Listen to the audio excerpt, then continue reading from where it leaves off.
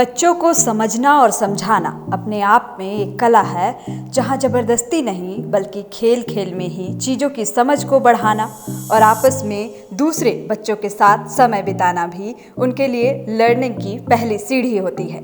और इसी को अच्छे से जाना है, समझा है रीना सिंह ने, जिनकी शुरुआत ही बच्चों की काउंसलिंग से शुरू हुई, जहां उन्होंने अच्छे से बच्चों के माइंड को समझा और जाना कि सिर्फ किताब ही नहीं बल्कि एक्स्ट्रा एक्टिविटीज़ के जरिए भी उनके ग्रोथ में एक हेल्दी डेवलपमेंट देखा जा सकता है।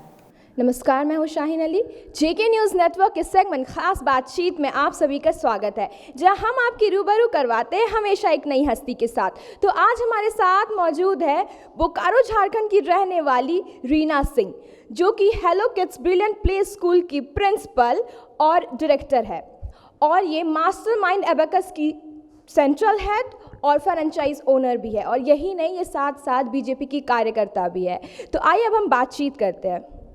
तो सबसे पहले तो मैम, आपका हमारे चैनल में बहुत बहुत स्वागत है। Thank you so much. तो चलिए शुरुआत करते हैं। आप हमें सबसे पहले ये बताइए कि आपका बर्थ प्लेस कहाँ है और आपने अपनी पढ़ाई लिखाई कहाँ से पूरी की? ओके, सबसे पहले तो मैं जेके न्यूज़ चैनल के यहाँ के जो हेड हैं मिस्टर कुबेर सिंह जी का बहुत बहुत तहे दिल से उनके शुक्रिया अदा करती हूँ। उन्होंने मुझे यहाँ इनवाइट किया, और मेरे जो भी थॉट्स हैं मैं आपके थ्रू मैं अपने व्यूअर्स को भी बता सकती हूँ, इसलिए मैं उनको फिर से धन्यवाद देती हूँ। नेक्स्ट क्वेश्चन आपका था, आपका बर्थ प्लेस कहाँ है और आपने अपनी पढ़ाई लिखाई कहाँ से पूरी की? मेरा बर्थ प्लेस बोकारो हुआ, बोकारो स्टील सिटी। मेरे पापा एक्चुअली बोकारो प्लांट में थे, तो हमारी पढ़ाई लिखाई जो भी है, एजुकेशन सब कुछ बोकारो की है। इनफैक्ट हमारी शादी भी बोकारो की ही है। मैंने बीए बीएड बोकारो से किया, और साथ में एक डीईसी का कोर्स किया, diploma in early childhood care and education, वो इग्नू से किया है, जो प्री स्कूल से रिलेटेड ही कोर्स है। क्योंकि आपका बैकग्राउंड एकेडमिक्स रहा है और आप अभी डायरेक्टर और प्रिंसिपल भी है, तो मतलब क्या ऐसा इंटरेस्ट आया कि आपको, कि आपने सोचा कि मुझे इस लाइन में ही करियर बनाना है? इस चीज़ की शुरुआत कैसे हुई? ओके, एक्चुअली जब मेरी शादी तो बहुत पहले हो गई थी, मतलब जब मैं ग्रेजुएशन फर्स्ट ईयर में थी तभी मेरी शादी हो गई। फिर किसी कारण से संभव मुझे डिस्कनेक्ट करना पड़ा, अपनी पढ़ाई को डिसकंटिन्यू की। फिर मैंने स्टार्ट किया पढ़ाई को, उसके बाद मैंने ग्रेजुएशन किया, बीएड किया, उसी में मेरी डॉटर भी हो गई। तो मैं जब उसे पढ़ाना खुद से स्टार्ट की तो मुझे इंटरेस्ट जगने लगा कि छोटे बच्चे कैसे रिएक्ट करते हैं, उनकी क्या क्यूरियोसिटी होती है, मतलब उस सब चीज़ को मुझे बहुत अट्रैक्ट करने लगा। फिर मुझे लगा कि नहीं, बेस्ट पार्ट है कि मैं जब भी मैं जॉब करूंगी या जो भी करूंगी वो प्ले स्कूल से ही रिलेटेड करूंगी, जहाँ की 2 साल से लेके 5 साल तक के बच्चे आते हैं, जिनकी चाइल्ड साइकोलॉजी मुझे बहुत अच्छी लगती है। वो कैसे रिएक्ट करेंगे, उनके साथ मेरा क्या इंटरेक्शन होगा, एक एक बच्चों की अलग अलग बिहेवियर होती है, उनको स्टडी करना, उसके बाद उनके अकॉर्डिंग ही उनको ट्रीट करना, वो मुझे बहुत अच्छा लगता है। तो आपने एक बहुत अच्छी बात कही कि आपको मतलब स्टूडेंट्स के साइकोलॉजिकल में आप मतलब काफ़ी ध्यान देती है। तो किस तरह से आप बच्चों की माइंडसेट को, कि मतलब वो गुस्सा ना हो, या फिर बच्चों को आज के डेट में बहुत प्रेशर होती है पढ़ाई की, तो आप उसे किस तरह से मतलब देखती है या फिर मॉनिटरिंग करती हैं? देखिए, एक्चुअली जो मेरी एजुकेशन बैकग्राउंड है हमारा, जैसे कि जो भी मेरा क्वालिफ़िकेशन है वो तो बीए बीएड है। मैं चाहती तो किसी भी फॉर्मल स्कूल में इतने सारे डिग्री के साथ मैं टीचर बन सकती थी, बट मैंने प्ले स्कूल को ही चुना। इसलिए चुना क्योंकि जो बच्चे आएंगे हमारे पास वो बहुत छोटे रहते हैं। आपने देखा होगा कि जब बच्चे स्कूल आते हैं ना, तो आप बहुत सारे केसेस होंगे कि बच्चे रोते हैं, बच्चे बहुत चिल्लाते हैं, आ रहे हैं तो मारपीट कर रहे हैं। वो भी एक साइकोलॉजी का पार्ट है, क्योंकि वो मुझे नहीं पहचान रहे हैं, वो अननोन है, उनके लिए हम अननोन हैं। हम लोग भी अगर किसी जगह पे शिफ्ट होते हैं तो वो हमारा अननोन प्लेस होता है, ठीक है। तो हम लोग चूँकि मैच्योर्ड ब्रेन होने के बावजूद भी हमारे अंदर एक थॉट प्ले करता रहता है, हमारे नेबर्स कैसे होंगे, हम लोग वहाँ सेट कर पाएंगे, नहीं कर पाएंगे। सेम सिचुएशन छोटे बच्चों के साथ भी होती है। उन्हें मेरे ऊपर फेथ होना सबसे पहला बात है, ठीक है। जैसे जैसे बच्चे को हमारे ऊपर फेथ होते रहता है, बच्चे का रोना ऑटोमेटिक कम होता चला जाता है। तो जब हमारे पास छोटे बच्चे आते हैं तो उनको हम लोग स्टार्टिंग में तो पढ़ाते ही नहीं है, बिल्कुल भी नहीं पढ़ाते हैं। उनको खेलना हो गया, बिल्डिंग ब्लॉक्स बनाना हो गया, उसके बाद में कलरिंग हो गई, जिससे कि सिर्फ ये नहीं कि टाइम पास हो रहा है, आपको जितने भी मैंने बताया वो कहीं ना कहीं छोटे छोटे एक्सरसाइजेज हैं जो बच्चे के मेंटल को वो डेवलप करती हैं उनकी। जैसे कि आप अगर हम लोग कलरिंग करने के लिए बैठा दिए तो हम लोग उनको क्या करते हैं ना कि बड़े बड़े शीट्स में बड़े बड़े डायग्राम ड्रॉ करके देते हैं और एक ही डायरेक्शन में, stroke should be always one direction, या तो अप एंड डाउन होगा नहीं तो हॉरिजेंटल होगा। ये नहीं कि जिगजैग कर रहे हैं, उसमें उनका आई हैंड कोऑर्डिनेशन परफेक्ट होता है। आप अगर उन्हें फील्ड में खेलने के लिए छोड़ो तो उनका ग्रॉस मोटर का डेवलपमेंट होता है। सब जगह कहीं ना कहीं छोटे छोटे एक्सरसाइज हैं जिससे कि बच्चों का संपूर्ण विकास होता है। हम लोग उसी पे फोकस करते हैं। वो बच्चों को समझ में नहीं आता है बट उनका कहीं ना कहीं डेवलपमेंट होता है। तो हम लोग ईच एंड एवरी चाइल्ड को उनके अकॉर्डिंग पहले अपने ऊपर फेथ जनरेट करते हैं, उसके बाद ही उनको हम लोग कोर्स से रिलेटेड स्टार्ट करवाते हैं। तो चूँकि आपने जिस तरह की चीज़ें बताई ये काफ़ी थोड़ा मुझे प्रैक्टिकल चीज़ें लगी, और अभी ये कोरोना पैंडमिक चल रहा है तो पहले तो आप ऑफलाइन क्लासेस ले लेती होंगे, बट अभी इस कोरोना के टाइम पे मतलब आप किस तरह से बच्चों की ऑनलाइन क्लासेस ले रही है, और ये जो आपके प्रैक्टिकल्स है ये सब मतलब आप कैसे उनको प्रोवाइड कर पाती हैं? देखिए अभी तो जो भी कोविड के कारण तो सब कुछ स्विच ओवर हो गया है ऑनलाइन पर, बट ऑफलाइन का कोई सब्स्टिट्यूट नहीं है। जो इंटरेक्शन फेस टू फेस हो रहा है, जो टच थेरेपी हो रही है, जो हमारा बच्चों के ऊपर फेथ जनरेट हो रहा है, बच्चे हमारे ऊपर फेथ जनरेट कर रहे हैं, ये कहीं ना कहीं ऑनलाइन में लैक है। ठीक है, हमें भी बहुत प्रॉब्लम्स हो रही हैं, हम उतनी एक्टिविटीज़ उन्हें नहीं करवा पाते हैं क्योंकि जो भी हम एक्टिविटीज़ उनको बताएंगे वो तो पेरेंट्स को करवाना होगा क्योंकि ये तो ऑनलाइन चल रहा है, स्क्रीन पे आ रहा है। बहुत बार तो पेरेंट्स को समझ में नहीं आता कि आखिर हो क्या रहा है, तो वो डिस्कनेक्ट हो जाते हैं, फिर बाद में एक्सक्यूज़ देंगे कि मैम कनेक्ट नहीं हो रहा था, बट हमें प्रॉब्लम पता है कि उनसे नहीं हो रहा था।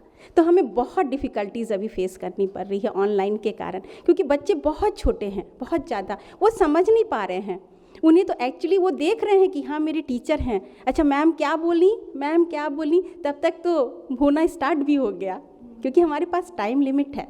उसी टाइम लिमिट में मुझे करवाना भी है, सारे एक्टिविटीज़ करवाने हैं, उनको रिटन का पार्ट करवाना है, उनको एक्टिविटीज़ के थ्रू सिखाना है। अभी जैसे हम लोगों ने रेड डे सेलिब्रेट किया, ग्रीन डे सेलिब्रेट किया, जन्माष्टमी सेलिब्रेट किया, तो जो बात पहले ऑफलाइन में होती थी वो कहीं ना कहीं मिसिंग था हमारा। बट ना से भले, हाँ आपने भी सुना होगा कि चलो कुछ नहीं हो रहा है तो कहीं ना कहीं बच्चे मेरे इंगेज हैं, तो बस बच्चे खुश हैं हमारे तो हमें भी खुशी मिलती है उनको देख करके। बाकी है प्रॉब्लम है। तो चलिए, तो बहुत अच्छी बात है कि मतलब आप पेरेंट्स की भी चीज़ों को आप समझ जा रही है मतलब बिना कहे। तो आगे मैं आपसे ये जानना चाहूँगी कि चूँकि आपका कोर्स जिस तरह से आपने बताया काफ़ी इंटरेस्टिंग लगा, और ख़ास करके ये बच्चों के बारे में, तो बच्चे तो जो छोटे बच्चे होते हैं बहुत जल्दी बोर हो जाते हैं, तो आप किस तरह से मतलब उन्हें उलझाए हुए रखती है या इंटरेस्टिंग चीज़ें किस तरह से मतलब आप कोर्सेज करवाती हैं कि बच्चे बोर ना हो और उन्हें प्रेशर फील ना हो? मतलब आप ऑफलाइन की बात कर रहे हो या ऑनलाइन के? बोथ।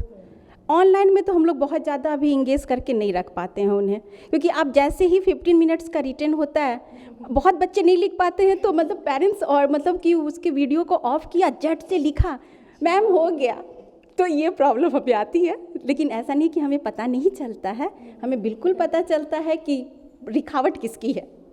ठीक है, बट ऑफलाइन जब हमारा चल रहा था सेशन, तो हम लोगों ने टाइम को डिस्ट्रीब्यूट करके रखा था कि ये टाइम में हम असेंबली होगी हमारी, देन बच्चे क्लास में आएंगे, फिर हमारा रिटन का पार्ट होगा। उसके बाद में जब बच्चे बोर हो गए तो चलो अब इनका प्लेइंग टाइम हो गया। प्लेइंग टाइम में भी हम लोगों जैसे कि एक दिन आउटडोर, एक दिन हमारा एवी रूम, ऑडियो विजुअल रूम, एक दिन हमारा जो है वो कलरिंग का सेशन हो गया, एक दिन हमारा स्टोरी टेलिंग का सेशन हो गया। इस तरह से हम लोग कुछ ऐसा कोर्स डिज़ाइन करते हैं कि छोटे बच्चों का इंटरेस्ट हमेशा स्कूल आने के लिए बना रहे। आपने बहुत सारी बात की किस तरह से आप बच्चों को इंगेज रखते हैं, तो आप हमसे कुछ ऐसा एक्सपीरियंस शेयर करिए जो इस लॉकडाउन ऐसा कुछ हुआ जब पेरेंट्स बच्चे को बहुत सपोर्ट करिए, या कुछ ऐसा इंसिडेंट जो आपको अभी याद हो, क्योंकि बच्चे तो बहुत मासूम होते हैं, बहुत सारी ऐसे इंसिडेंट होते होंगे, आप इतनी टाइम स्पेंड करते हैं उनके साथ, तो कोई एक इंसिडेंट आप शेयर करें। जैसे अब छोटे बच्चे हैं ना, आप उनकी कोई भी एक्टिविटी करवाओगे ना, और जब वो करते हैं ना तो आपको देख करके बहुत अच्छा लगेगा। जैसे अभी हम लोगों ने जब कुछ दिन पहले इंडिपेंडेंस डे करवाया था, सारे बच्चे ट्राई कलर के ड्रेस में थे, मतलब पेरेंट्स भी, इनफैक्ट पेरेंट्स भी ट्राई कलर के ड्रेस में थे। वो चीज़ देख करके हमें बहुत अच्छा लगा कि मतलब कुछ पेरेंट्स इतने सपोर्टिव होते हैं कि हमें कुछ भी इंस्ट्रक्शन देने की बहुत ज़रूरत नहीं होती है। बट बहुत बार होते हैं कि जिस पेरेंट्स को लगता है कि नहीं यार छोड़ो, क्या करवाना है, ये सब फालतू के टाइम पासेस हो रहे हैं, तो वो डिस्कनेक्ट हो जाते हैं। लेकिन बहुत पेरेंट्स जो हैं बहुत ज़्यादा सपोर्टिव होते हैं, बच्चों को लेके बहुत सिंसियर होते हैं। हम सारे पेरेंट्स को आपके चैनल के थ्रू बहुत बहुत हम उनको भी थैंक यू बोलना चाहेंगे, क्योंकि आज हम सिर्फ गाइड कर रहे हैं, हम उनको कॉपीज बना बना के प्रोवाइड कर रहे हैं, बट करवा वो खुद ही रहे हैं। हमारा इंस्ट्रक्शन जो है वो ऑनलाइन हो रहा है। छोटे बच्चे हैं वो नहीं समझ पाते हैं कि मतलब रेड इससे स्टार्ट करना है इंग्लिश में और ब्लू लाइन पे ही ख़त्म करना है। वो चीज़ वो हमारा पार्ट आज पेरेंट्स कर रहे हैं। हम सारे पेरेंट्स को, हमारे स्कूल के जितने भी पेरेंट्स हैं, हम आपके चैनल के थ्रू उनको बहुत बहुत थैंक यू देना चाहेंगे। चलिए, ये तो बहुत अच्छी बात है। आगे मैं आपसे ये जानना चाहूँगी कि अभी तक आप अपने थोड़े अचीवमेंट्स के बारे में, स्कूल रिलेटेड आपने अभी तक क्या क्या अचीव किया, उसके बारे में थोड़ा डिटेल में बताइए। मैंने 2015 में, ठीक है, मैंने हेलो किड्स की फ्रेंचाइजी ली जो पटेल नगर हटिया में है, जैसा कि आपने भी बताया। उसके बाद से मैंने 2014 में, उसके पहले ही मैंने 1 साल पहले ही मास्टरमाइंड अबैकस की फ्रेंचाइजी ली थी। वो किसी और प्लेस में चल रहा था। उसके बाद से जब हम लोगों ने ये फ्रेंचाइजी लेकर के हम लोग बिल्डिंग को शिफ्ट कर लिए, तो दोनों सेम क्लास हमारा सेम जगह चलने लगा।